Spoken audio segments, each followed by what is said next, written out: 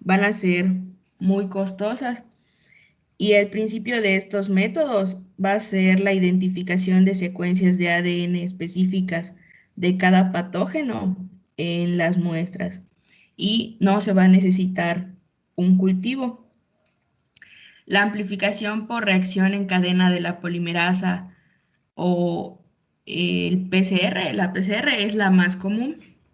Esta consiste en que va a amplificar las copias simples de ADN vírico varios millones de veces a través de tres pasos: la desnaturalización del ADN, la hibridación de los iniciadores, la extensión de las secuencias. Y este método es útil en el caso del diagnóstico de las infecciones virales. Acorta el tiempo de diagnóstico, mejora la sensibilidad y aumenta la especificidad especificidad del diagnóstico. Luego está la reacción de cadena de la polimerasa retrotranscriptasa o transcriptasa inversa. Aquí me equivoqué, es la RT-PCR, se me fue una E de más. Sí, así es. Es una variación de la PCR convencional. Se utiliza la transcriptasa inversa de los retrovirus para convertir el ARN vírico o el ARN mensajero en ADN. Con anterioridad a su amplificación por PCR. Luego tenemos la PCR en tiempo real, que es con el fin de cuantificar la cantidad de ADN o ARN que está presente en una muestra tras su conversión a ADN por la transcriptasa inversa. Aquí, a mayor cantidad de ADN presente en la muestra, mayor va a ser la velocidad de síntesis del nuevo ADN en la reacción de la PCR. Y nos va a ser útil para cuantificar el número de genomas, por ejemplo, en el virus del VIH. Nos sirve para evaluar el desarrollo de la enfermedad y la eficacia de los fármacos antivíricos. Luego tenemos el análisis con ADN de cadena ramificada, de DNA. Es una nueva alternativa a la PCR y a la RT-PCR y se emplea en la detección de pequeñas cantidades de secuencias específicas, ya sea de ARN o de ADN. Y nos va a ser útil para cuantificar las concentraciones plasmáticas de ARN del virus de inmunodeficiencia humana, que sería la viremia plasmática. Este es otro, va a ser la detección de anticuerpos y antígenos. Aquí tienen como fundamento el inmunoensayo. Los métodos que más se van a utilizar son la contrainmunoelectroforesis, inmunofluorescencia directa o indirecta, aglutinación con látex, coaglutinación y el ensayo inmunoenzimático o ELISA. Aquí durante la infección, el hospedador va a formar anticuerpos y normalmente se busca diferenciar las respuestas de la inmunoglobulina M e inmunoglobulina G. La respuesta de la inmunoglobulina M nos va a indicar que existe una infección aguda y se mide la cantidad de inmunoglobulina M e inmunoglobulina G en el suero. Por último, A ver, regrésese un momentito al anterior, por favor. Allá. Muy bien, entonces aquí nos acaban de decir que esta es una forma de hacer el diagnóstico microbiológico de manera indirecta. Porque aquí no estamos poniendo en evidencia al agente infeccioso o a una parte del agente infeccioso o a su material genético, sino que estamos poniendo en evidencia, bueno, dependiendo de lo que vayamos a pedir. Ahorita voy a poner ejemplos. Lo que estamos poniendo en evidencia son la presencia de anticuerpos, aunque también podemos poner en evidencia antígenos, ¿sí? Y en la gráfica nos ponen varias técnicas que se usan. La más difundida al día de hoy, o una de las más difundidas de hoy, es la técnica de ELISA, el inmunoensayo enzimático. Pero al final del día lo que nos están identificando es la respuesta del supuestamente infectado contra los antígenos del agente infectante. Entonces aquí habría que interpretar, porque la presencia de anticuerpos no es igual a enfermedad. Entonces es muy importante que eso quede claro, y vamos a ver cómo en cada clase, y ahorita lo vamos a ver con el siguiente, con lo que nos sigue en las diapositivas, que es las reacciones febriles, que también es una determinación de anticuerpos con otra técnica antes de la prueba de ELISA. Entonces, en este caso, lo que nos están diciendo es que cuando algún sujeto es infectado con algún agente infeccioso, por primera vez, eso es muy importante, por primera vez, ¿sí?, el sistema inmunológico lo que hace es responder con anticuerpos de tipo IgM. Y en términos generales, estos anticuerpos de tipo IgM empiezan a aparecer después de la primera semana de infección. Entonces aquí ya es una limitante para el diagnóstico, porque aún estando infectado, es posible que no tengamos anticuerpos antes de la primera semana. Y un poquito después de la primera semana empiezan a aparecer los anticuerpos de IgG, ¿sí? Y en alrededor de 6 meses, con sus variantes dependiendo de la enfermedad, desaparecen las IgMs y se quedan las IgGs, que pueden durar por muchos meses o años en algunos casos. Entonces, este conocimiento general hay que entenderlo para poder interpretar el resultado de una prueba. ¿Qué nos determina anticuerpos? Pero hay excepciones. Por ejemplo, cuando veamos dengue, vamos a ver que hay 4 cepas de dengue que se enumeran del 1 al 4, del 1 al 4. ¿Sí? Y que, perdón, creo que estoy mal, no son 4, son 3. Pero bueno, sin importar el número ahorita o el detalle, aquí lo importante es que hay reacción cruzada de sus antígenos. Entonces, en la primera infección por cualquiera de las cepas del dengue, lo que ocurre es lo que les comenté. Primero, en la segunda semana empezamos a ver anticuerpos de tipo IgM y un poquito más tarde de tipo IgG. Pero ¿qué pasa con las siguientes infecciones por otros serotipos del dengue? Pues ya no vemos la respuesta inicial. Cuando hay una reinfección por otro serotipo, en lugar de que haya una respuesta inicial de tipo IgM, hay una respuesta rápida y muy alta de tipo IgG, que es una especie de revacunación en realidad lo que estamos viendo en relación a la respuesta a los anticuerpos. Entonces aquí cuando se trata de investigar o de hacer el diagnóstico mediante anticuerpos, pues tendremos que ver el detalle en cada enfermedad y conocer el aspecto general. Algunas de estas técnicas de determinación de anticuerpos la usamos para el diagnóstico de infecciones en el recién nacido. Pero ¿qué pasa con el recién nacido? Que el recién nacido puede nacer con anticuerpos a pesar de que no haya estado infectado. ¿Con cuáles anticuerpos puede nacer el bebé? Con IgG, porque son los anticuerpos que pueden pasar la barrera placentaria. Cuando en un bebé se determina la presencia de IgM para algo, es que él lo está produciendo. Porque como los anticuerpos de tipo IgM pesan mucho, son de cadenas pesadas, no pasan la barrera placentaria, entonces por lo tanto IgM en el bebé es igual a su respuesta inmunológica. Entonces todas estas consideraciones las tenemos que tener en cuenta cuando hablemos de cada una de las enfermedades. ¿Sí? Y el otro aspecto es que uno puede tener una enfermedad infecciosa, haber tenido otra y tener anticuerpos de tipo IgG. Y si no sabemos el concepto general de la interpretación, nos podemos equivocar con el diagnóstico. Vamos a poner que a un sujeto hace 2 años le dio dengue y como consecuencia del dengue, pues creó anticuerpos, ¿sí? Después de 2 años, se esperaría que los anticuerpos que le quedan son los de tipo IgG. Y 2 años después empieza a tener una enfermedad infecciosa, febril, con dolor muscular, con fiebre, tiene algo de dolor abdominal y a alguien se le ocurre que puede tener dengue. ¿Sí?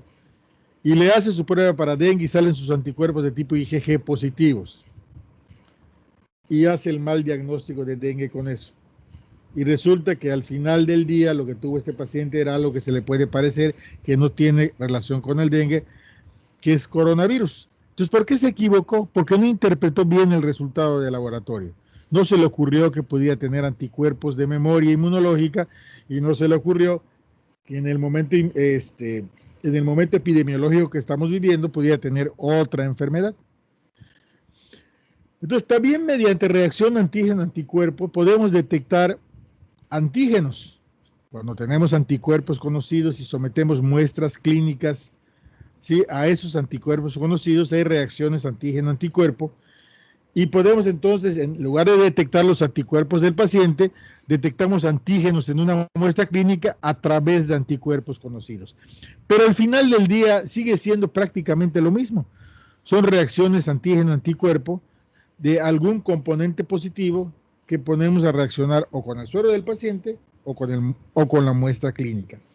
Entonces, ahorita vamos a ver el resultado, vamos a ver la descripción de las reacciones febriles, que son reacciones antígeno-anticuerpos, algunas de ellas con antígenos que no tienen nada que ver con el agente infeccioso, pero que se sabe que de alguna manera cruzada crean esos anticuerpos. Entonces hacemos el diagnóstico todavía más indirectamente, pero no dejan de ser reacciones antígeno-anticuerpo, que en este caso, en el caso de las reacciones febriles, ¿sí?, los detectamos porque ocasionan aglutinación. Bien, adelante, por favor.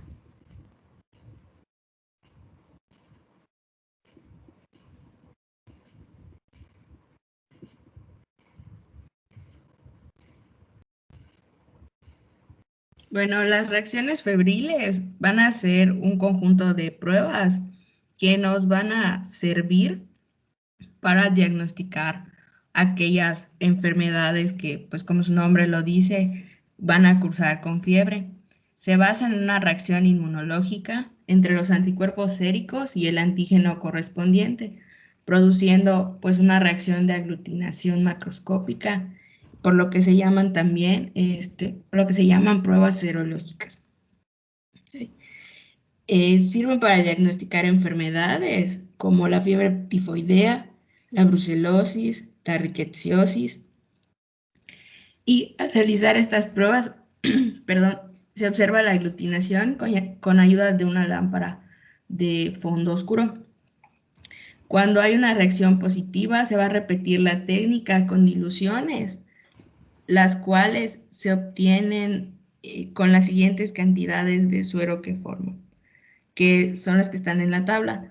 Por 0.08 va a ser una 20, por 0.04 una 40, por 0.02 una 80, por 0.01 una a 160, por 0.005 una a 320.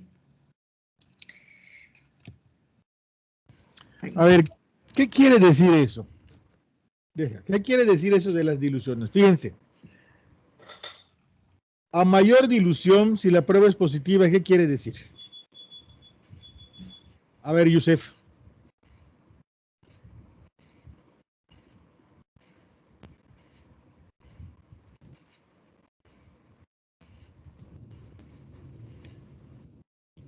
Yusef.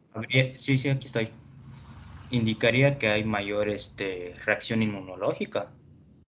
Y si hay mayor, no, bueno, no. A ver, cuando empezamos una dilución, la empezamos 1 a 1. O sea, una parte del suero con una parte del antígeno. ¿Estamos? Esa es una reacción 1 a 1. ¿Cómo podemos hacer una reacción 1 a 2? Aquí nos tienen puesto un esquema que parecería campechano. Si yo duplico la cantidad de suero del paciente, o duplico la cantidad del antígeno, o le pongo agua, ¿sí?, lo diluyo, tengo una reacción 1 a 2, y si luego diluyo con la misma cantidad 1 a 4, Y lo que estamos viendo en una prueba positiva es una reacción de antígeno-anticuerpo. Estamos midiendo anticuerpos. ¿Qué pasa o cómo interpretamos si mientras más diluya sigo viendo la reacción? ¿Qué quiere decir? ¿Que hay más anticuerpo o menos anticuerpo?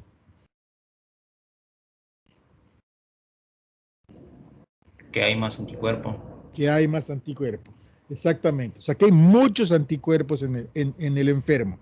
Lo voy a poner con el ejemplo de una Coca-Cola, ¿sí?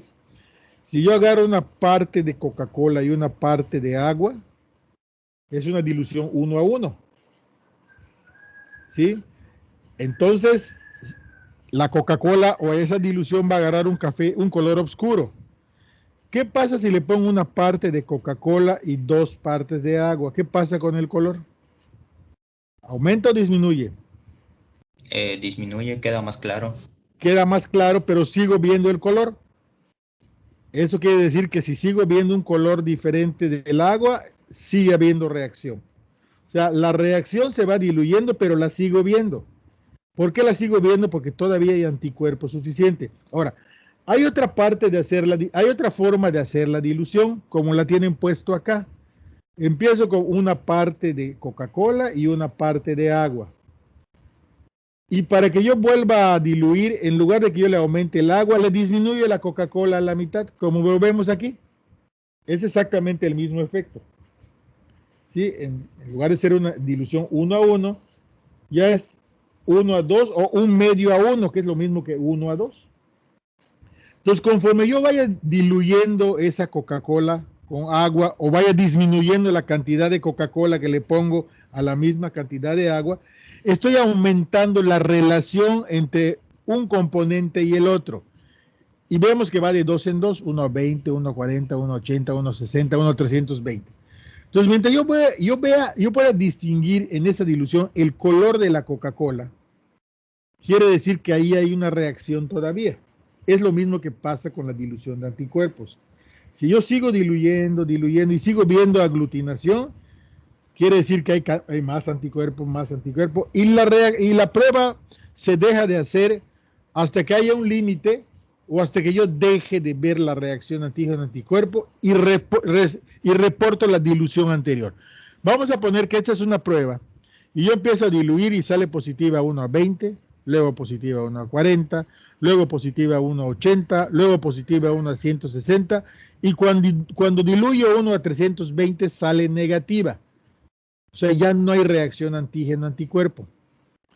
¿Qué dilución voy a reportar? La última que fue positiva, 1:160. Hasta ahí la reacción fue positiva. En la siguiente dilución yo entiendo que ya fue negativa y no me la reportan. Entonces aquí es muy importante porque en este tipo de pruebas la reacción antígeno-anticuerpos, ¿sí?, por sí sola no significa que el paciente esté enfermo. ¿Por qué? Porque como son reacciones cruzadas, ¿sí?, podemos tener la prueba positiva estando sanos porque tenemos otros antígenos que pueden hacer que la prueba sea positiva, ¿sí?, sin que estemos enfermos. Pero ya diluciones muy altas, entonces la sensibilidad de la prueba cambia. Entonces, cuando veamos estas enfermedades, vamos a ver, por ejemplo, que en zonas endémicas, por ejemplo, la prueba para tifoidea, el componente de tifoidea, lo empezamos a considerar como positivo en zonas endémicas cuando la dilución es por lo menos 1:80. ¿Sí? En algunos casos 1:40, pero aquí con nosotros por lo menos 1:80. Este es un ejemplo. Otro ejemplo sería el BDRL, que también es una prueba de aglutinación en látex, que ya no tiene nada que ver con las reacciones febriles. Y cuando veamos sífilis, vamos a ver que la empezamos a considerar como positiva o como diagnóstica de la enfermedad a partir de 1:8. Entonces es importante que cuando nos reportan diluciones o cuando veamos las patologías, observemos este detalle de en qué momento la prueba empieza a tener valor diagnóstico. En el caso de la tifoidea, la prueba, el componente se llama prueba de Vidal, ¿sí?, porque y utiliza antígenos de Salmonella tifi y Paratifi. Bien, adelante con esto.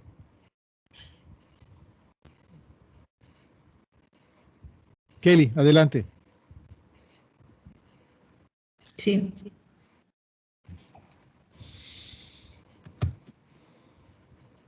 Bueno, aquí, ¿qué se va a incluir?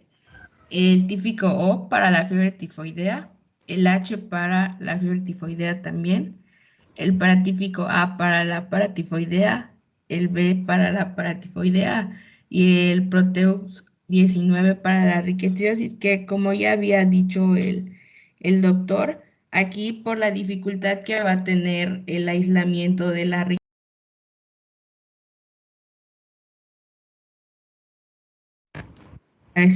la realización de una prueba cruzada. En el caso de la brucela abortus, va para la brucelosis. Como ya mencioné al inicio, la característica principal de todas estas es que va a existir la presencia de un cuadro febril. A ver, no, detenga, regrésese tantito. Vamos a recordar algo aquí. Vamos a ver. Vamos a ver, permíteme.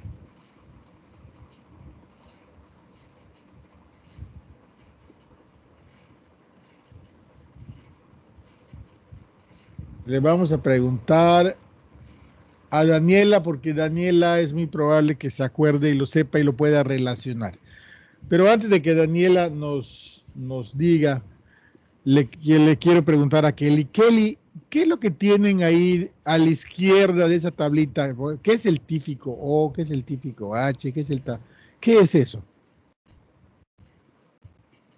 Son los antígenos, ¿no? Antígenos, exactamente. Son los antígenos, ¿sí?, que vamos a retar con el suero del paciente para ver si hay una reacción antígeno-anticuerpos contra esos antígenos. ¿De acuerdo? Si hay una reacción antígeno-anticuerpo, es porque de alguna manera ese componente antigénico ya entró al cuerpo y entonces ya tuvo la capacidad de producir esos anticuerpos, y eso es lo que vamos a revelar. Aquí ni siquiera estamos hablando de si tiene o no tiene enfermedad, porque eso lo tenemos que interpretar después de que nos digan el resultado. Bien, entonces del lado izquierdo de esta lista lo que estamos viendo es antígenos, y del lado derecho nos están diciendo el nombre de la enfermedad para la cual se utiliza para diagnosticarla. ¿Sí? Entonces me voy a ir con Daniela, que Daniela nos dio el tema de morfología y clasificación de las bacterias, para preguntarle a Daniela, ¿qué es ese antígeno O y ese antígeno H? Es el que estaba en los lipopolisacáridos, creo, de las gram negativas. Exactamente, acuérdense que en términos generales, los gram negativos, ¿sí?, muchos de ellos, o varios de ellos, enterobacterias, tienen en común antígeno O somático del soma, y antígeno H, que está en los flagelos, que son proteínas flagelares, y que son estructuras antigénicas que comparten muchos gram negativos y prácticamente todas las enterobacterias. ¿Sí? Y entonces, las enterobacterias, ¿dónde se encuentran? A ver. ¿Dónde se encuentran, Jimena? De manera natural, ¿dónde encontramos enterobacterias? En la luz del sistema digestivo. En la luz del sistema digestivo. Por lo tanto, inclusive algunas enterobacterias que nos causan enfermedad cuando se aprovechan, están en la luz del tubo digestivo, están teniendo una relación con nosotros. Y recordar que nosotros tenemos cotidianamente bacteriemias. Cuando pujamos, cuando tosemos, cuando nos golpeamos, estamos teniendo paso de bacterias de la piel o del tubo digestivo o de la mucosa hacia el torrente circulatorio, y de alguna manera ese paso transitorio, ¿sí?, actúan como una especie de vacunación y empezamos a tener anticuerpos que nos ayudan además a contener, a poner límites sobre nuestra relación con las bacterias. Entonces, de manera natural es posible que tengamos antígenos O y antígenos H, que también son antígenos que tienen bacterias verdaderamente patógenas como las salmonelas tifi en este caso. Entonces es muy posible que si a alguien de nosotros que nunca ha tenido tifoidea nos hagan unas pruebas de reacciones febriles, nos salgan positivas hasta cierta dilución. ¿Por qué? Porque tenemos migración de bacterias gram negativas cotidianamente hacia el torrente circulatorio y tenemos un estímulo antigénico. Entonces aquí ya tenemos un problema, ¿sí? En este caso, porque lo que estamos identificando es algo común a otras bacterias y tendremos que interpretarlas.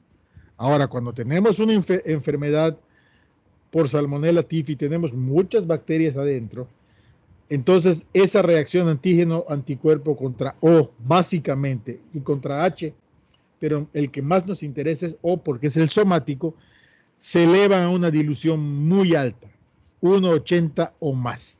Y es cuando decimos que esa prueba es positiva. ¿Sí? Y lo mismo va para las otras, aunque los antígenos son diferentes. ¿De acuerdo?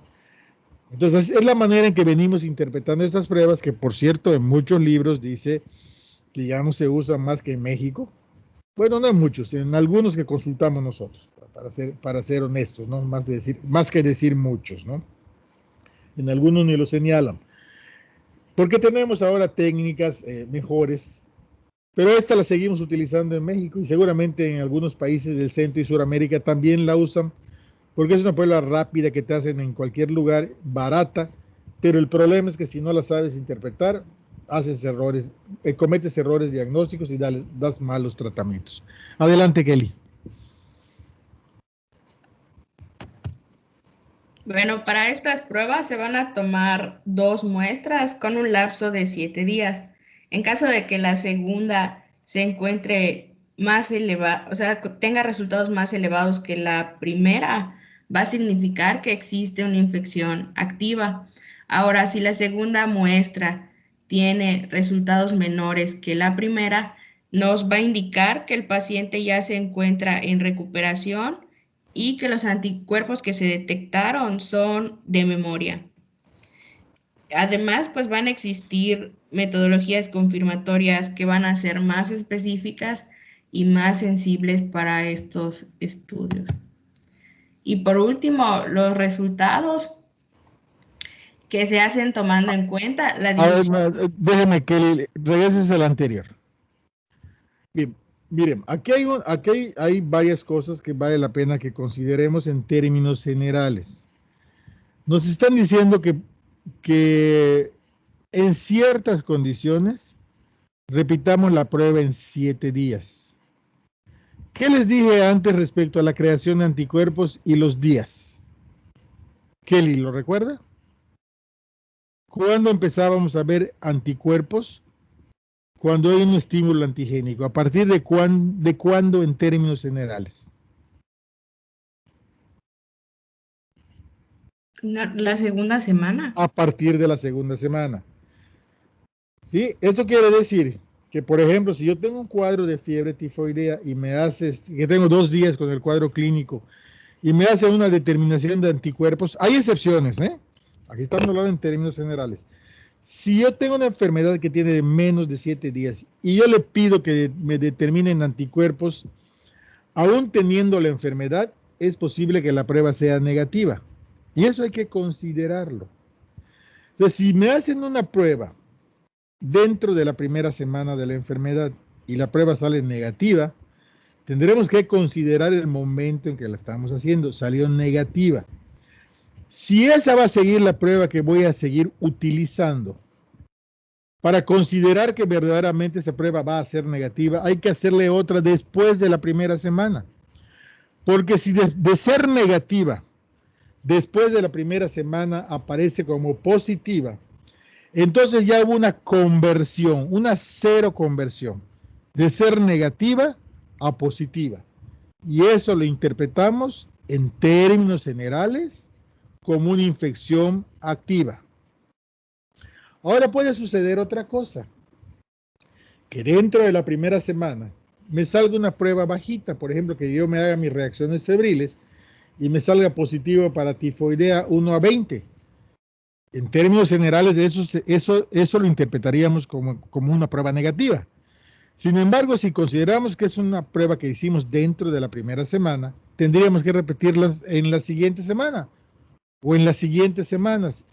Y si de 1/20 me pasa a 1/80, eso quiere decir que tengo un estímulo antigénico allá y la interpreto como positiva.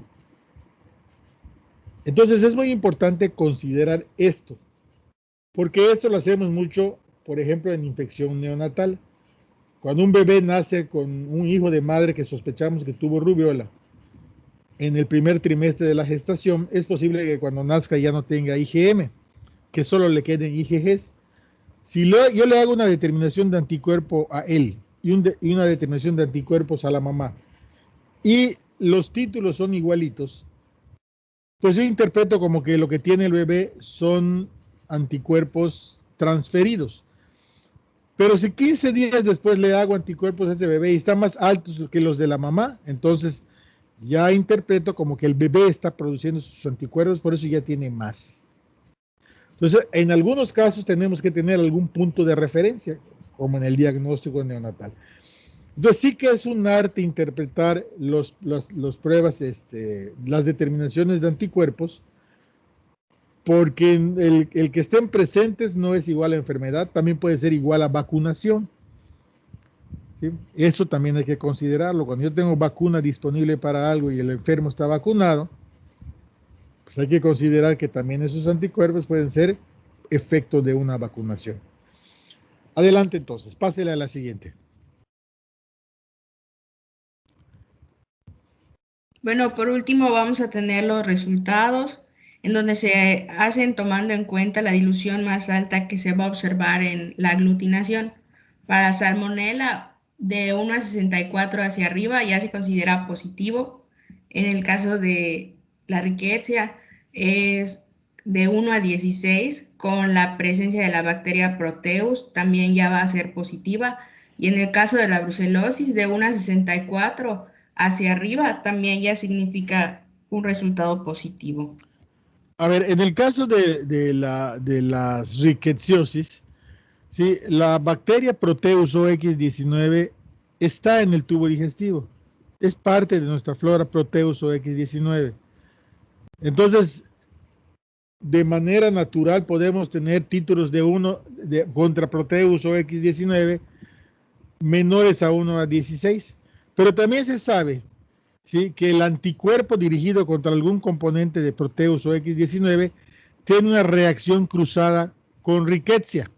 Y por eso la utilizamos, porque es más fácil tener antígeno de Proteus OX19 que antígeno de Rickettsia. Entonces, este conocimiento de la reacción cruzada de antígenos lo utilizamos para el diagnóstico indirecto de infecciones por rickettsias, ¿sí? Hacemos otra cosa parecida con BDRL, por ejemplo, los anticuerpos que medimos en el BDRL no son anticuerpos contra el treponema, son anticuerpos contra la cardiolipina, que es un componente normal del cuerpo. Entonces también usamos el conocimiento de reacción cruzada para hacer el diagnóstico de alguna enfermedad. Kelly, ¿cuál sigue, Kelly? Eso sería todo por mi Es parte. cierto. A ver, yo tengo una pregunta para todos. Si no me la pueden responder ahorita, al final de la clase quiero que me la respondan, porque lo preguntamos de esa manera en el examen. Entonces estamos viendo que las reacciones febriles, que solo lo usamos de México para abajo, ¿sí?, son 3 pruebas en realidad, ¿sí? Es un grupo de pruebas, o se reportan como 3 pruebas. Son 3 pruebas que nosotros les llamamos reacciones febriles, que están enfocadas al diagnóstico, ya lo veremos más adelante, de enfermedades que en su cuadro sistémicas, ¿sí?, que en su cuadro clínico se pueden confundir con mucha facilidad. Y por eso las pedimos así en bloque, ¿sí? Y son pruebas de tamizaje, porque hay pruebas que ahorita son mejores. En realidad podemos determinar anticuerpos con la técnica de ELISA, que es mucho mejor que hacerla por la técnica de aglutinación, como se hace en este caso. Entonces, generalmente podemos determinar cualquier anticuerpo con una técnica de ELISA bien montada, que además, dicho sea de paso, con la técnica de ELISA pueden ser no solo cualitativas, sino cuantitativas y también diferenciales. Me puede medir las variedades de anticuerpos, si son IgM, IgG, ¿sí? IgA, pero además me puede medirla cuánto tiene a través de una técnica colorimétrica. Entonces, estas pruebas han sido de alguna manera desplazadas en algunos lugares por la técnica de ELISA, que sigue midiendo lo mismo los anticuerpos, pero cada vez son más específicos, de componentes más específicos y en cantidades diferentes, ¿sí? Y con la capacidad de reportarnos las unidades, como sucede con la prueba de ELISA, ¿no? O otras pruebas de laboratorio, que te pueden reportar la cantidad de anticuerpos en X o Y unidades. Entonces la pregunta que aquí haría, porque así lo preguntamos en el examen nosotros y lo tienen que saber, es que cada una de estas pruebas tiene su nombre específico. ¿Sabe cuál es el nombre específico, Kelly? Por ejemplo, para la prueba de tifoidea, ¿cómo se llama esa prueba? Tiene un nombre. ¿Sabe? No, la verdad no. Bien, lo van a buscar entonces en internet. Si ustedes lo ponen, ahí lo van a encontrar y son 3 nombres diferentes. Es necesario que lo sepan porque cuando preguntamos, ponemos el nombre. A ver, el resultado de esta prueba que se llama tal es este. ¿Sí? Y entonces tienen que saber a qué nos estamos refiriendo. Aunque en el laboratorio te reportan así, típico A, típico H, paratípico A, paratípico B, Proteus OX19, así te reportan. Pero es importante que sepan ustedes que tienen un nombre. ¿De acuerdo? A ver, entonces vamos a tomarnos 5 minutos para ir por un café, al baño los que lo requieran, a estirar los pies y a registrar su asistencia. Y ahorita veo que ya estamos todos. Al principio faltaban 2, ahorita ya estamos todos. Entonces son las 7:53, regreso a las 8 para que sigamos con la clase. Registren su asistencia en, en la plataforma, por favor. Y se va preparando el tema de síndrome febril.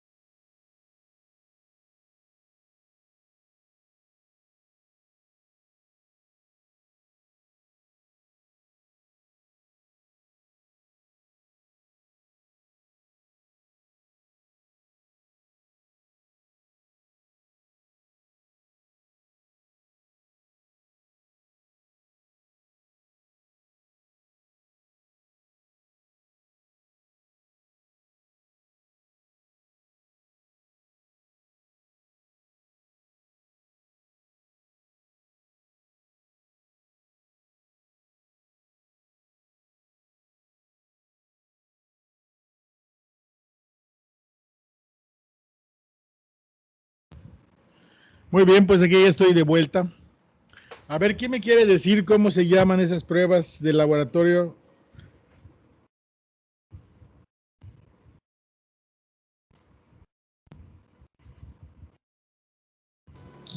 Investigué, parece que dice reacción de Widal, no sé si es. Reacción de Vidal para la prueba, para la fracción para fiebre tifoidea, exactamente, Vidal con W, Vidal. ¿Qué más?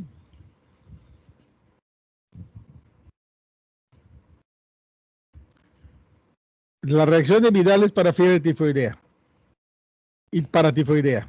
¿Qué otro nombre encontraron por allá? La de Hunderson, ¿no? La de Hodgson. La de Hodgson es Para brucelosis. para brucelosis. Hay una variante. Sí, hay una variante que es la rosa de Bengala, pero es una variante. Hodgson es la original. Y nos falta una. La de Wade Félix. La de Wade Félix. Entonces, Kelly, un favorzote. A sus diapositivas, póngale entre paréntesis, por favor, ahí donde está para tifoidea y para tifoidea, Vidal, donde está brucelosis, Hodgson, y donde está rickettsiosis, Wade Félix. ¿De acuerdo? Sí. Muy bien, entonces, ¿alguna pregunta respecto a este asunto del diagnóstico por laboratorio? Bien, entonces a partir de ese momento vamos a ver para qué sirven estas pruebas de laboratorio, ¿no? El tema que vamos a ver ahorita como síndrome febril, pues es un reto diagnóstico. En realidad, decir síndrome febril es decir, este paciente está enfermo, tiene una enfermedad febril, ¿sí? Que es posible que sea infecciosa o es posible que no sea. No tengo ninguna orientación a pesar de que lo he revisado y lo he explorado. Y por lo tanto, como no tengo ni idea, a pesar de que lo reviso y lo exploro y sus únicas manifestaciones son muy generales, pues entonces empiezo a hacer cosas por laboratorio y gabinete para intentar llegar al diagnóstico clínico de la enfermedad. Y bueno, pues en el camino vamos a ver qué es la fiebre, ¿sí? ¿Por qué se da? ¿Cómo la medimos? ¿Cómo la tratamos sintomáticamente? ¿Cómo la interpretamos? Y luego vamos a ver el bloque de enfermedades y qué hacemos con ellas cuando la fiebre se vuelve prácticamente, fiebre y sus signos y síntomas acompañantes se vuelven prácticamente los únicos datos de enfermedad, pero no tenemos un más allá y empezamos a buscarle. Muy bien, pues adelante. A ver, ¿a quién le toca el tema? ¿Quién no lo...? Buen día, doctor. A mí me Fernando, toca. Fernando, ¿verdad? Sí. Adelante, Fernando. ¿Se ve la diapositiva? Sí, ya la vemos. Bueno, pues yo les voy a hablar sobre el estudio y tratamiento del paciente febril o síndrome febril. Primero, la fiebre es un estado durante el cual la temperatura central del cuerpo se encuentra elevada en respuesta a la invasión de microorganismos o materia inanimada que son reconocidos como materia extraña por el sistema inmune. Igual es el principal motivo de consulta, en especial en niños. Este síndrome se va a caracterizar por la elevación de la temperatura corporal de manera controlada, calofríos, malestar general, anorexia y cefalea. A ver, déjame ya para puntualizar algo. Aquí nos tienes puesto, y está bien, porque estamos en una clase de microbiología, de infectología, y nos tienes puesto que la fiebre es a consecuencia de la invasión de microorganismos. Ojalá fuera así de fácil, ¿sí? No es así de fácil. La fiebre es el resultado común de una respuesta inflamatoria causada por muchas cosas. Seguramente estarán de acuerdo conmigo en que una de las principales causas de la fiebre son infecciones, pero eso depende de. Mientras más jóvenes somos, lo más probable es que la fiebre responda a una infección, pero a lo largo de nuestra vida hay otras enfermedades que inflaman, ¿sí? Y que ocasionan la misma respuesta febril. Entonces ahí tenemos grupos. Un grupo son las enfermedades infecciosas, y dentro de las enfermedades infecciosas ahí tenemos a las bacterias, a los virus, a los parásitos y a los priones. ¿Sí? Pero también tenemos a las enfermedades inmunológicas, cuyo prototipo es el lupus eritematoso sistémico o la fiebre reumática, pero hay muchos síndromes que se contraponen y también esas causan fiebre.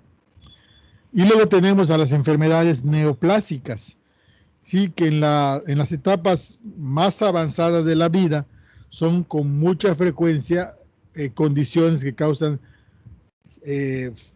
síndrome febril o fiebre de origen oscuro, que al final acaban quemándose, mostrándose o matando con el paciente y mostrándose después de que lo mató, ¿no? Entonces, ojalá fuera así de fácil que cualquier paciente, persona con fiebre, pues tenga una infección, pero no, no es cierto, ¿no? Si bien eso es muy válido para yo diría el 50%, tal vez un poquito más, hay que considerar otras cosas y por eso es este tema, ¿sí? Porque en algunos casos nos metemos en ese problema del diagnóstico de la fiebre y lo primero que vamos a ir buscando son infecciones, pero cuando se van agotando las posibilidades, nos vamos cambiando de cajón, buscando las otras cosas, considerando mucho al paciente, la edad y el momento. Entonces eso sí debe quedar claro, aunque lo que nos pusieron aquí es correcto porque estamos en una clase de microbiología. Adelante, adelante Fernando. Sí, de igual manera leí que la necrosis igual puede causar fiebre. Sí, claro, por ejemplo, si yo tengo un accidente automovilístico y me machaco el músculo, pues ahí hay necrosis y liberación de pirógenos endógenos, que es algo que nos vas a decir seguramente. Sí. Y aunque yo no tenga ningún tumor, ninguna colagenopatía y ninguna infección, también puedo tener fiebre. También hay situaciones muy especiales, por ejemplo, la insolación. La insolación es algo que también ocasiona fiebre, o los problemas en la sudoración, que eso es algo que podemos ver con cierta frecuencia en los niños. Si tengo enfermedades del sistema nervioso o tengo dificultades para sudar o para termorregularme, también puedo tener fiebre. Entonces, la fiebre es un dato, ¿sí?, que nos alerta, pero tenemos que tener cuidado para buscar el origen y no considerar que siempre que yo tenga fiebre es una infección. Aunque sí es válido considerar que cuando tengo fiebre, lo primero que tengo que buscar es una infección. Adelante, Fernando. Bueno, la temperatura corporal o el calor se va a dar se origina por las reacciones bioquímicas a nivel celular. Una de estas reacciones, como ejemplo, es la fosforilación oxidativa y en suma a todas las reacciones es lo que va a generar calor y esto se va a dar de manera coordinada y regulada. La teoría más aceptada es que existe un centro termorregulador de la temperatura corporal que está en el área preóptica del hipotálamo. Estas neuronas termosensibles van a interactuar con el sistema endocrino para poder regular la temperatura y estas neuronas van a recibir señales de los receptores de la piel, del calor y del área central del cuerpo. Es como un termostato que ajusta la temperatura en esta área y va a producir los mecanismos adecuados para poder mantener el calor o sacar el calor, como por ejemplo si entras a un ambiente caluroso, lo que va a hacer el cuerpo es sacar el calor y de esta forma el flujo sanguíneo va a tener mucha importancia porque va a hacer que aumente el flujo sanguíneo y se disipe el calor fuera del cuerpo, por así decirlo. Y cuando entras a un lugar frío, lo que va a hacer es mantener el calor y va a generar la vasoconstricción, lo que va a hacer que el calor no se disipe a través de la piel.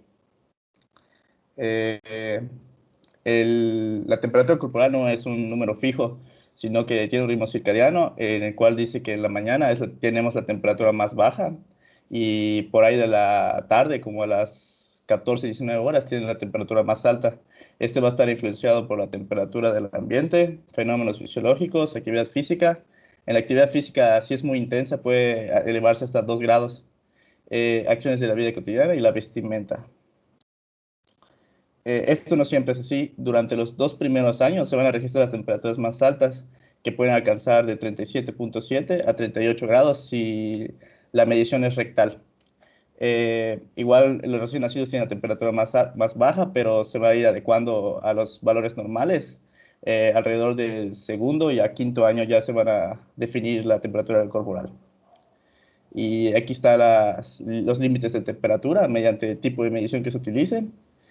Y normalmente se usa la axilar, es la que se usa en la primera consulta y la que se usa en casa cuando uno se enferma. Bueno, la termometría lo que su objetivo es poder medir la temperatura corporal acercándose a la temperatura central del cuerpo y tiene los sitios anatómicos adecuados y los instrumentos para usarse. El estándar de oro para medir la temperatura corporal es el recto. Sin embargo, tiene muchas complicaciones, como por ejemplo la perforación rectal, por lo que se tiene que tomar en cuenta antes de hacer esta medición. Como ya había dicho, normalmente se hace en la axila, es lo más cómodo, pero igual se puede hacer en el oído, la boca, esófago y arteria temporal. La termometría va a tener dos instrumentos, los termómetros de mercurio y los digitales. Los de mercurio casi no se utilizan debido a que el mercurio suele ser una sustancia tóxica para el cuerpo y como esos termómetros son muy frágiles, pues ya no se recomiendan. Al igual que tienen que permanecer 3 minutos para que dé una temperatura.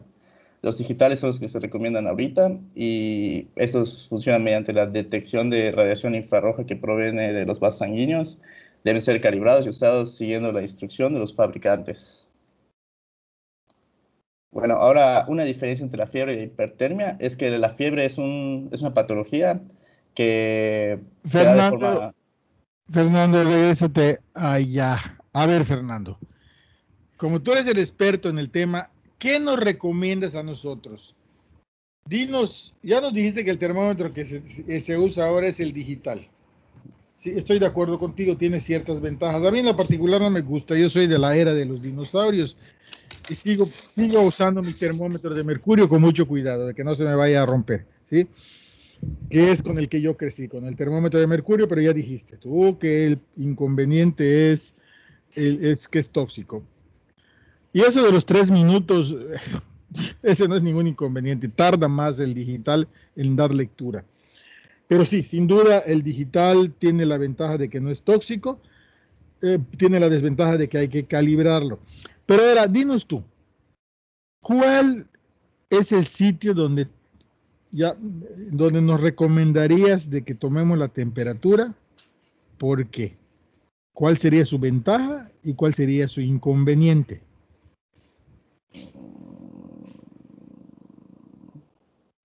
Pues Lo que tú nos digas es lo que vamos a hacer a partir de ahora, Fernando. es que normalmente es la axila, es lo que hacen todos, porque es más cómodo. Bueno, eso es porque eso es más cómodo, además es más higiénico, digamos. Ajá. Sin embargo, no da... Menos molesto. Ajá. Sin embargo, no da una temperatura central más adecuada. Por eso el recto sigue siendo el estándar de oro. Pero qué importa que no sea la más adecuada, ¿no? Ahorita hablamos de eso. Okay. ¿Cuál sería el inconveniente de la axila? ¿La sudoración? Pues no. ¿O por qué no usar la de la arteria temporal, que también me parece que es igual que la axila? No hay problema, está accesible, no molesta, sí, es higiénico, lo usan en las guarderías, lo usan en los supers ahorita. ¿Qué ha pasado? ¿Qué han notado ustedes? ¿Cuál es el problema de usar esas zonas superficiales?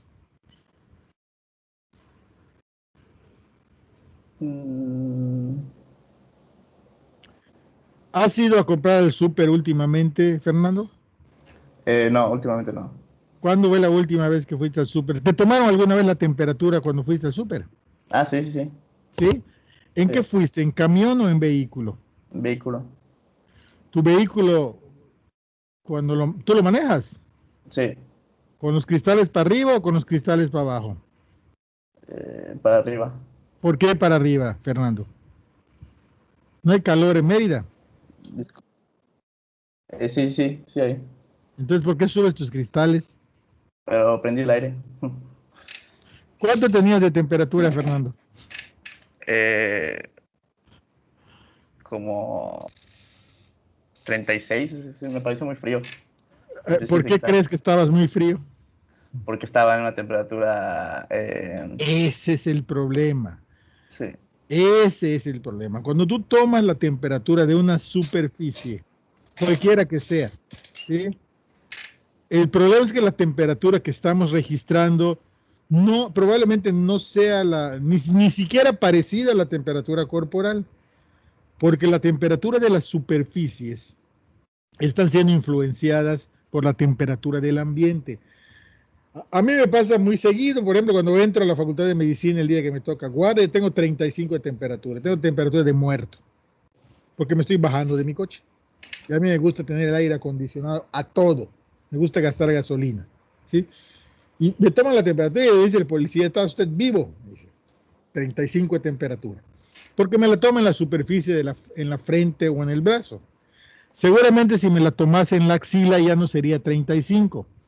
Y por eso la axila se prefiere, entre las superficies, se prefiere la axila, porque la axila está está protegida de la temperatura ambiental hasta cierto punto, a menos que yo camine con los brazos levantados.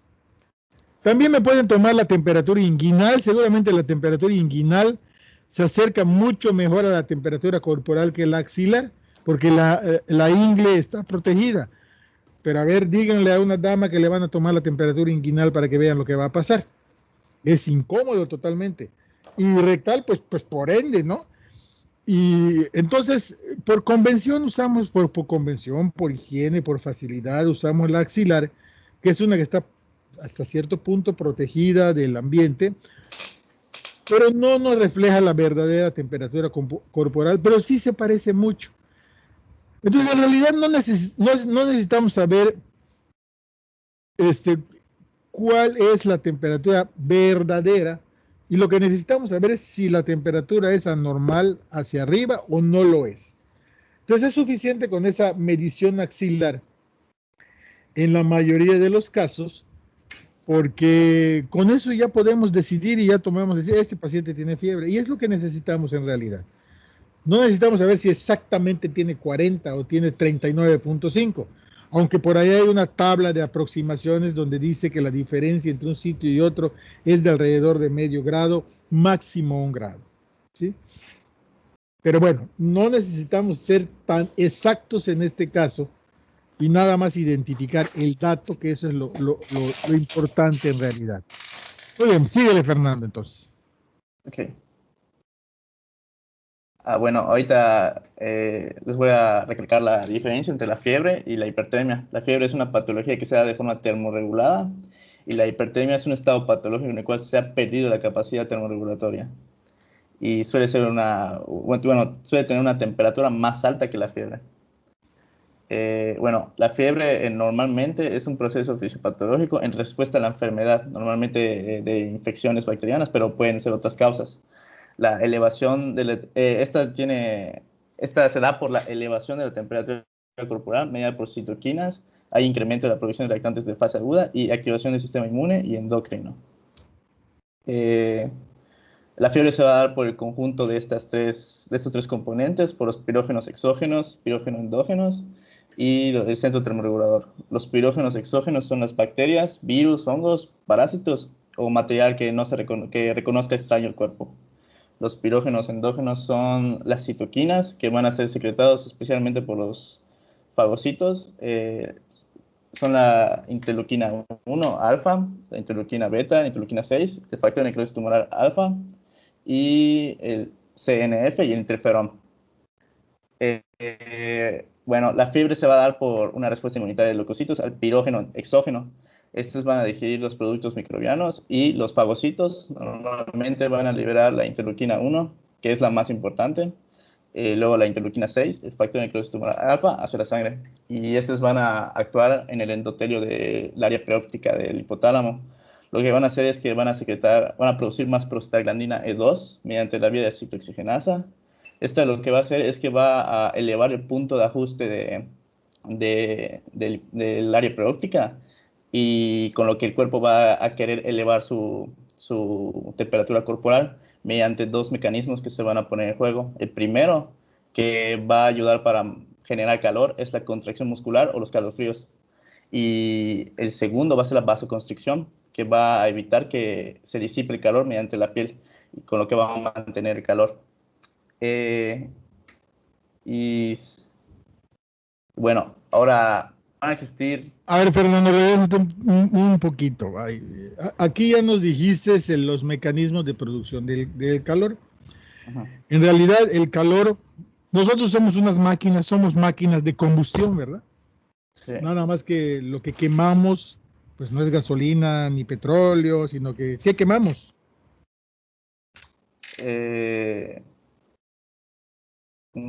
Somos máquinas de combustión, ¿verdad? ¿Estás de acuerdo o no? Sí. ¿Qué Generamos quemamos? calor. Generamos calor al quemar ¿qué? ¿Energía? ¿no? Sí, generamos energía a través de la utilización de... Biomoléculas. Básicamente, ¿cuál es la biomolécula que usamos primero Bueno, que nada? La al final, glucosa. ¿no? La glucosa. Primero que nada usamos la glucosa, después usamos grasas y después proteínas. Pero nuestro energético principal es la glucosa. Y entonces nuestro metabolismo, que es igual que la combustión de un vehículo, ¿sí? Genera calor. Cuando estamos transformando la glucosa, las grasas y las proteínas a energía para movernos, ¿sí? Generamos calor. Y luego también cuando nos movemos, generamos calor. Pero tenemos un centro termorregulador que hace que nuestra temperatura oscile entre rangos de normalidad. Hagamos lo que hagamos, quememos lo que quememos, ¿sí? ¿Sí? O hagamos el ejercicio que hagamos, ¿no? Cuando hacemos ejercicio, quemamos más, usamos más carbohidratos, usamos más grasas, usamos más proteínas, hay más fricción y hay más calor. Pero seguimos manteniendo más o menos nuestra temperatura en rangos, en ciertos rangos que nosotros llamamos rangos de normalidad. Esa es la manera en que se produce el calor. Pero ¿cuál es nuestro radiador, Fernando? ¿Cómo le hacemos para mantener esa temperatura en ciertos rangos de normalidad? ¿Cuál sería el radiador del humano que permite que esa temperatura no se vaya ni muy para arriba ni muy para abajo? El área preóptica del hipotálamo. El área preóptica es el sensor. Es el sensor que detecta la temperatura como si fuera un aire acondicionado y apaga o enciende los mecanismos de control. Entonces tenemos nuestra zona de generación, que es nuestra máquina de combustión, nuestro sensor, que es las zonas termorreguladoras del sistema nervioso central. También tenemos sensores periféricos que mandan información al sensor principal. Y ese sensor principal manda órdenes a nuestro radiador para que pase algo. ¿Cómo perdemos temperatura? ¿Cómo liberamos y controlamos? Mediante el flujo sanguíneo. El flujo sanguíneo es un componente importante. ¿Y qué usamos? Agua, hielo, tierra. Agua. Agua. Entonces, usamos agua y usamos pérdida de vapor a través de diferentes formas y de diferentes superficies. Al respirar, al sudar, al vasodilatar, se pierde calor. Y todo eso se pierde porque el cerebro está ordenando que hagamos ciertas cosas para mantener. Entonces es muy importante, porque cuando nos hables del control de la temperatura, vamos a ver que en algunos lugares, o en algún tiempo inclusive lo hicimos los médicos, intentamos controlar la temperatura de una manera incorrecta y en lugar de favorecer que se regule hasta el punto donde queremos, ¿sí? Entorpecemos. Entonces es muy importante que sepamos cómo nuestros sensores hacen para que nosotros perdamos el calor que estamos generando de alguna manera y que están detectando como elevados nuestros sensores. ¿De acuerdo? Adelante. Sí. Ok. Luego se conocen 5 patrones de fiebre de manera clínica. La continua es cuando las variaciones diarias son menores de 1 grado. La intermitente, cuando existen periodos afebriles de menos de un día. Recurrente, cuando existen periodos afebriles de varios días, entre 2 o 5 normalmente. Ondulante es una fiebre regular, resultante de la combinación de varios tipos. La éctica o séptica es cuando tiene variaciones de 1.4 grados. Bueno, como dijo... A ver, nada más déjame, Fernando, porque esto seguramente vamos a chocar con esto cuando estemos viendo las patologías. Mira, la interpretación de la fiebre es todo un arte, ¿eh? Ahorita estamos muy avanzados, estamos en el siglo XXI. De repente esto, después de esta clase, se nos va a olvidar, a la gran mayoría de ustedes se les va a olvidar, porque ya tenemos herramientas muy sofisticadas y mejores para el diagnóstico de las enfermedades, ya que Eli nos dijo muchas de ellas, ¿sí? Pero nuestros antepasados usaban el comportamiento y los patrones de la fiebre para hacer el diagnóstico clínico de las enfermedades. Y déjeme decirles que era un arte, pero además era bastante acertado. Por ejemplo, hay enfermedades que tienen el nombre del patrón de la fiebre que habitualmente condicionan, como por ejemplo la fiebre ondulante. La fiebre ondulante no es ni más ni menos que la brucelosis. Y recibe el nombre de fiebre ondulante porque ese es el patrón de temperatura que muchos pacientes tienen cuando tienen brucelosis. La fiebre éptica o séptica que nos está marcando una condición de gravedad del enfermo, ¿sí? Y cuando veamos tuberculosis, vamos a ver que en la descripción de la tuberculosis, ¿sí?, nos dicen que la fiebre es generalmente de tipo vespertino. Entonces, antes la fiebre, el patrón de la fiebre era algo que usábamos mucho, ¿sí?, para el diagnóstico clínico de las enfermedades, y que con el tiempo y con el paso de los años se nos va olvidando y va quedando ahí en los anales de la medicina como algo histórico, pero que sin duda, cuando estamos en un lugar alejado, lejos de los recursos, ¿sí?, quisiéramos acordarnos de esto que es un auxiliar más para el diagnóstico de algunas cosas. Así que no lo echen en saco roto. No todos van a vivir en la ciudad de Mérida, no todos van a trabajar en la ciudad de Mérida, no siempre vamos a tener acceso a los recursos de laboratorio y de gabinete, así que hay que aprender todo lo que nos pueda ayudar, y esa es la razón de que veamos esto y que nos lo describan como algo que parece que ahorita no tiene ninguna importancia y que iremos viendo a lo largo de las patologías. Adelante. Okay. Como dijo el doctor antes, la fiebre es un problema y es un reto como diagnóstico para cualquier clínico cuando es la única causa de enfermedad o el único signo.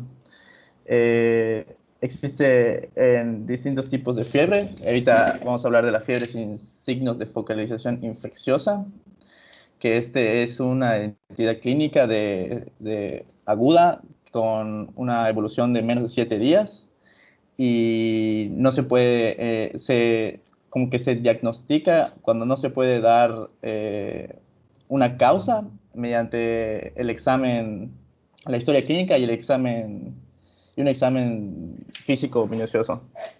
Pero tiene unas causas observadas en pacientes menores de 2 años, las cuales las más comunes son los síndromes virales, en un 54%, la gastroenteritis no bacteriana en 16%, la meningitis aséptica en 12%, que sea por virus herpes 6, y la bronquiolitis entre 5%, entre otras. Antes de diagnosticar, se tienen que tener en cuenta los antecedentes clínicos, los cuales van a incluir la prematuridad, antibióticos durante el periodo neonatal, ictericia inexplicable, hospitalización previa y al nacimiento no haber sido dado de alta con la madre y una enfermedad crónica. Los recién nacidos y los menores de 2 años tienen mayor riesgo de enfermedad bacteriana invasiva cuando cursan con este tipo de fiebre.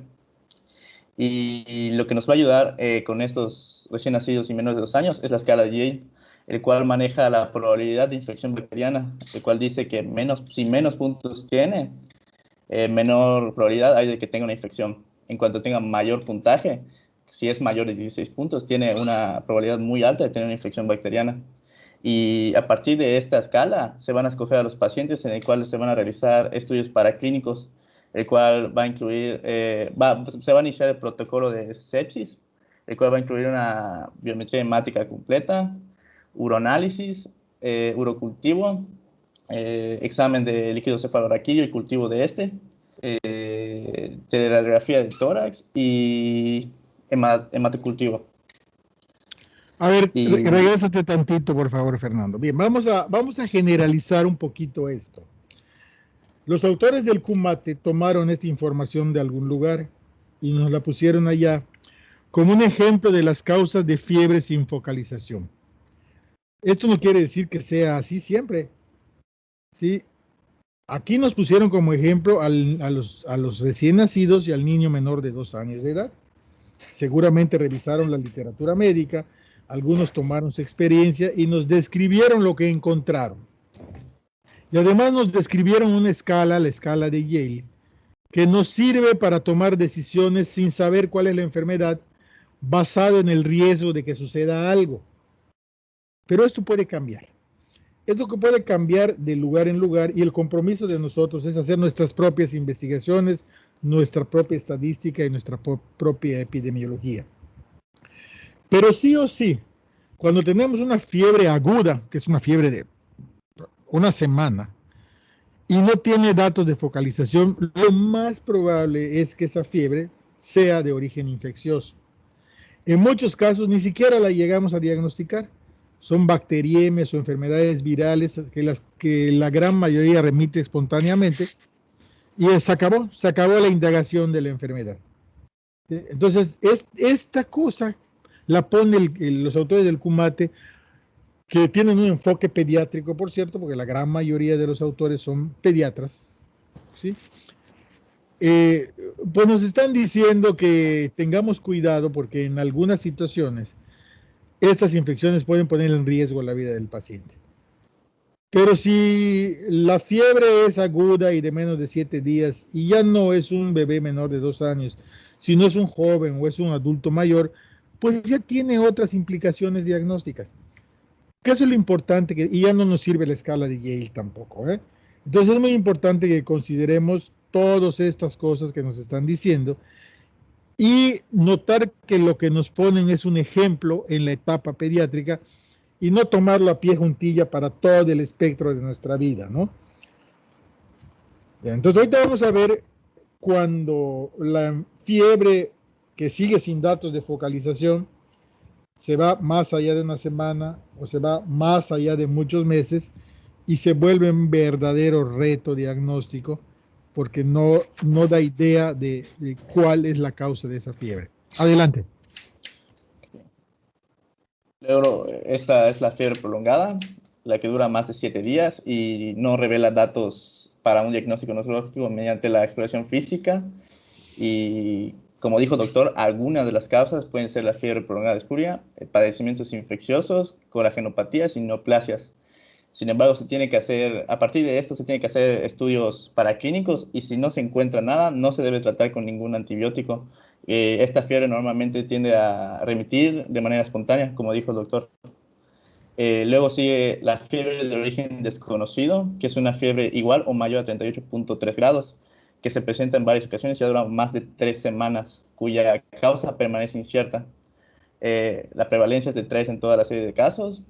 Y las entidades nosológicas identificadas que pueden haber sido la causa son infecciosas en 28%, inflamatorias en 21%, cáncer en 17%, trombosis venosa profunda en el 3% y arteritis temporal 16 a 17%, y en pacientes adultos mayores. El 19% de estos casos permanecen sin diagnóstico y como ya habíamos dicho, si no se encuentra la causa, no recetar ningún antibiótico y normalmente esta fiebre igual tiende a desaparecer de manera espontánea. Luego es muy importante al momento de hacer la anamnesis, cuándo empezó, cómo empezó. A ver, déjame, Fernando, decirles que en el CUMATE, ¿sí? hay una tabla donde nos dice cuál es el protocolo de estudio del paciente febril. Sí, y el protocolo se refiere a aquel paciente que ya tiene fiebre de 2 semanas o más, y ya vimos que si tiene 2 semanas, pero menos de 3 semanas, le ponemos un nombre, y si tiene más de 3 semanas, le ponemos fiebre de origen desconocido o fiebre de origen oscuro. Porque lo que esperamos en el transcurso de la evolución de una enfermedad es que nos dé más datos, o que choquemos con el agente etiológico por la pesquisa que hacemos con el laboratorio. Porque después de una semana de tener fiebre es poco probable que alguien no haya consultado con un médico. Lo más probable es que ese médico, a pesar de no saber lo que tiene, ya le haya dado un ciclo de antibióticos y sigue el paciente igual. Que ya le hayan hecho algunos estudios de laboratorio y que no haya orientación. Y entonces se vuelve un verdadero reto diagnóstico. Y cuando es un reto diagnóstico y el tiempo no ha hecho que el paciente cure, ni tampoco la enfermedad ha evolucionado o no hay idea de lo que está pasando, lo que tenemos que hacer es meter al paciente a un protocolo de estudio, y un protocolo es un esquema ordenado de qué es lo que vamos a buscar al paciente en grupos de patologías. Entonces, ustedes verán que ahí en el CUMATE está en una tabla que está en la fase 1, la fase 2 y la fase 3. Y luego probablemente en algunos vean una fase 4 que es volver a empezar, ¿sí? Y lo que hacemos es que en la fase 1 buscamos lo más común que nos causa fiebre, que son las infecciones. No encontramos las infecciones, volvemos a repetir, fase 1. No encontramos las infecciones, nos vamos al siguiente cajón, colagenopatías. Y vamos con las colagenopatías. No encontramos orientación y nos vamos con el siguiente cajón, neoplasias. No encontramos nada, reposo y otra vez empezar. En una de esas el paciente se cura o se nos va. Y hacemos el estudio definitivo, que es una necropsia, que eso sería lamentable, ¿no? Entonces es muy importante que le echen una miradita a esa tabla, a esa gráfica que está, a esa tabla que está ahí en el CUMATE, que es el protocolo de estudio. Y es el protocolo de estudio que los autores del CUMATE, en su consenso, usan en los hospitales donde ellos trabajan o trabajaron. A mí me tocó trabajar con algunos de esos autores que están en el libro CUMATE, ¿sí? Conocemos a uno, que es el doctor Roberto Cedillo, que es el profesor del otro grupo, y bueno, nos ha tocado usar esa tabla para intentar hacer el diagnóstico de algo que nos está costando mucho trabajo de hacer, ¿sí? Pues hay que verla, ¿de acuerdo? Adelante, Fernando. Luego, bueno, en la anamnesis hay que preguntar cuándo empezó, cómo empezó y la evolución, los síntomas, la aparición, la intensidad y la continuidad, y el tipo de fiebre, como había dicho el doctor, que es importante para algunas enfermedades. Luego, el tratamiento sintomático de la fiebre, bueno, con los medios físicos, normalmente es el ambiente fresco, bien ventilado, con ropa que no genere tanto calor, y la ingestión abundante de agua. Ahora, normalmente la gente de nuestra cultura suele usar los paños fríos para bajar la temperatura, pero esto está mal, ya que lo que va a generar es vasoconstricción de los vasos sanguíneos y va a mantener el calor, incluso puede llegar a irritar la piel. Normalmente se va a buscar que los síntomas de la fiebre desaparezcan o reduzcan, y los fármacos adecuados para esto es el paracetamol y el ibuprofeno, que son como que los más seguros. Y ya sería todo. A ver, ¿por qué le queremos quitar la fiebre a una persona desde el punto de vista sintomático? ¿Quitarle la fiebre arregla el problema? No, pero puede causar angustia en los familiares. Por ejemplo, si es un niño chiquito, causa angustia en los familiares, y pues para evitar esa angustia baja la fiebre.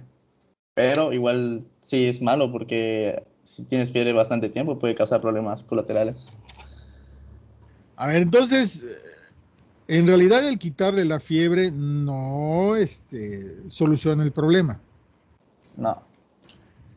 En algunos casos, la fiebre puede ser un problema como tal, ¿no? Adicional. Por ejemplo, un bebé que tiene 41 de temperatura, pues debe estar muy irritable y debe estar pegando de gritos. Y en algunas condiciones, en gente que es epiléptica, ¿sí?, pueden convulsionar. El adulto se pone muy molesto, se pone muy irritable. En los niños algunos pueden convulsionar. Entonces lo que necesitamos no es que desaparezca la fiebre, sino tener la temperatura en un sitio donde no haya tanto disconfort ni tanto riesgo, pero no quitarla totalmente, porque recuerden que el aumento de la temperatura corporal aumenta los procesos metabólicos, y el aumento de los procesos metabólicos en términos generales son un mecanismo de defensa contra los agentes agresores. ¿Estamos? Entonces, tampoco hay que desesperarse y decir, es que le tengo que quitar su temperatura a como dé lugar, porque primero es algo que nos está avisando que hay un problema, y segundo es algo que está usando el cuerpo para combatir lo que está causando la enfermedad. Entonces, el tratamiento sintomático de la fiebre sirve para eso, ¿sí? Para quitarle un poco el disconfort que causa la fiebre, pero no olvidar que esa fiebre está respondiendo a una situación de agresión, y lo que tenemos que hacer es buscar la causa de la elevación de la temperatura más que darle tratamiento sintomático.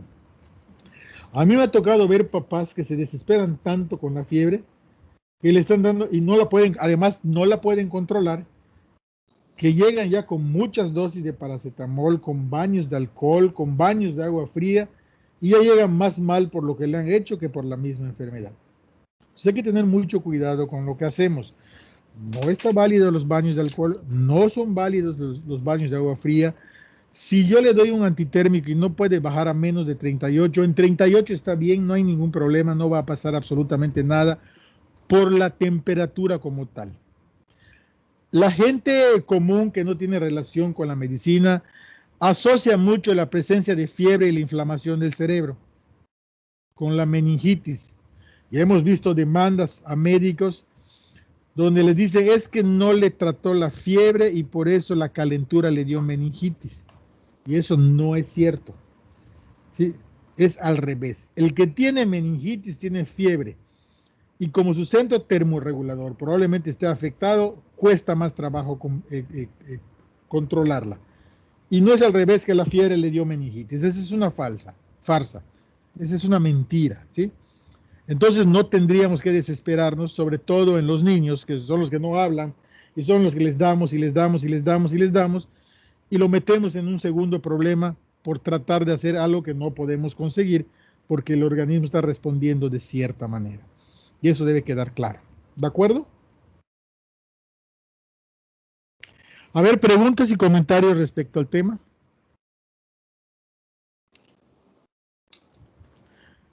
¿Alguien tiene a mano el Kumate en forma electrónica? Bueno, lo deben tener todos, a todos se los di, ¿no? Sí. A ver, ¿alguien me puede poner la tabla del estudio del paciente febril que está en el tema de síndrome febril del Kumate?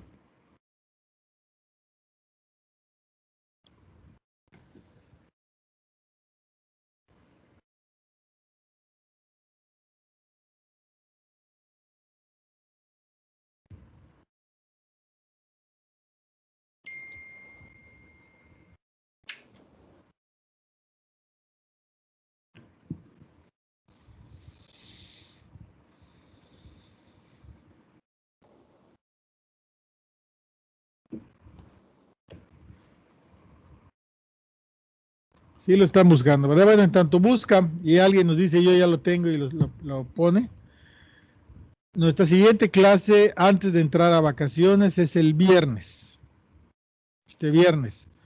Creo que ya el lunes estaríamos de vacaciones, ¿verdad? Milton.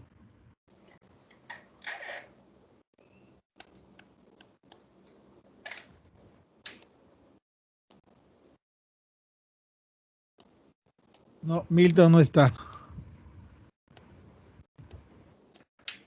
A ver.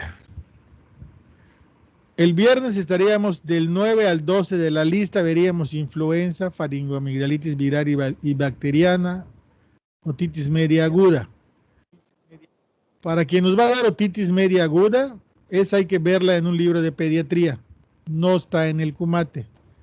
La otitis media aguda es una enfermedad muy común en niños y solo lo vamos a ver en un libro de pediatría o en un libro de medicina interna, ¿sí? No lo vamos a ver en un libro de microbiología. Los temas de influenza y faringoamigdalitis tienen guía de práctica clínica. Hay que usar, además del Kumate, la guía de práctica clínica. Sí, y que nos va a dar faringoamigdalitis viral y bacteriana. Lo que necesitamos es diferenciar qué es viral y qué no es viral. Esas son las cosas que necesitamos ver en la clase que viene. Y sería nuestra última clase, según yo, porque entramos en vacaciones y regresaríamos en abril. No, no es esa. A ver, hay una... A ver... adelante, más adelante, más adelante, adelante, adelante, adelante, adelante. Adelante, adelante. Aquí está, mira. Es esta tabla. Aquí es esta tabla. Ahí está. Estas son las fases del estudio del paciente febril. ¿Sí? Y vean ustedes cómo en la primera fase los exámenes que se piden son enfocados en buscar enfermedades infecciosas.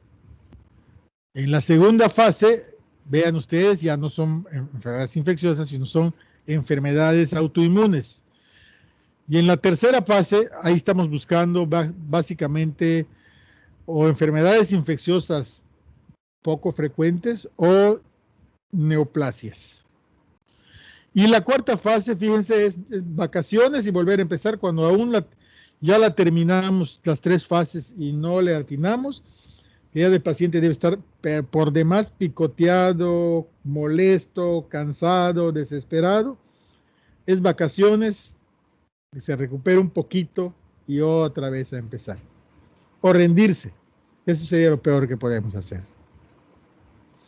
Entonces es muy importante que le den una leidita a esto, que vean, ¿sí?, las fases y los exámenes que se están pidiendo para cada una de las fases. Y vean ustedes cómo en la fase 1 le pedimos una biometría hemática, le pedimos un examen general de orina, le pedimos las reacciones febriles, un PPD para tuberculosis, hemocultivos para enfermedades bacteriámicas y radiografía para enfermedades infecciosas pulmonares. ¿Sí? En algunos lugares el protocolo puede ser diferente dependiendo de la experiencia que tengan con las enfermedades que suelen encontrar cuando los pacientes presentan estos retos diagnósticos. El protocolo es un protocolo que es modificable. Muy bien. ¿Quién proyectó esto? Yo, doctor. ¿Quién eres? ¿Yo? José Francisco Álvarez. Francisco, tú fuiste, Francisco. Muy bien. Puedes quitarlo, Francisco. Entonces, para la siguiente clase, del 9 al 12, vamos a ver influenza, faringoamigdalitis viral y bacteriana, otitis media aguda. Y entraríamos a nuestras vacaciones. Les recuerdo que ya hay una tarea ahí arriba y tienen todas las vacaciones para hacerla, que es la tarea número 3. La fecha límite para entregar esta tarea es el último día de las vacaciones. Así que hay tiempo para que la hagan. Pues si no hay preguntas o comentarios, nos veríamos el próximo viernes a las 7:10.